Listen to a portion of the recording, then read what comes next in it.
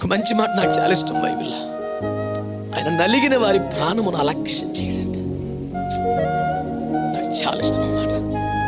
అన్యాయంగా నిందలు, అవమానాలు, వేదనలు, బాధలు, పోరాటాలు నలిగిపోయావు చూడు. నీకు ఇంకే స్పెషల్ క్వాలిటీ అక్కర్లేదు బిడ్డ. నీ నలిగిన నీ జీవితమే. దేవుని నిర్లక్ష్యం చేయలేడు. ఆయన స్వభావం అది కాదు.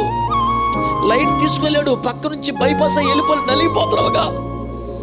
నిద్ర లేని రాత్రులు గడిపావుగా. నువ్వు చేసిన నేరం కాదు, నువ్వు చేసుకున్న పాపం కాదు, నీకు వచ్చిన శ్రమ లాంటిది, నీకు వచ్చిన కష్టం లాంటిది, నీ కుటుంబ పరిస్థితి లాంటిది. అయినా విశ్వాసం వదులుకోలేదు, ప్రభువును వదులుకోలేదు. నీవే నలిగిపోయావు. ప్రభువును వదిలిపెట్టి లోకంలోకి వెళ్ళవు. ప్రభువును సంతోషపరిచే స్థాయికి రాలేకపోతున్నావు. నలిగిపోతున్నావు నువ్వు. నా యేసయ్య స్వభావం తెలుసా? ఆయన నలిగిన వారి ప్రాణమును అలక్ష్యం చేయలేడు. అనలేడు, ఆయన వల్ల కాదు.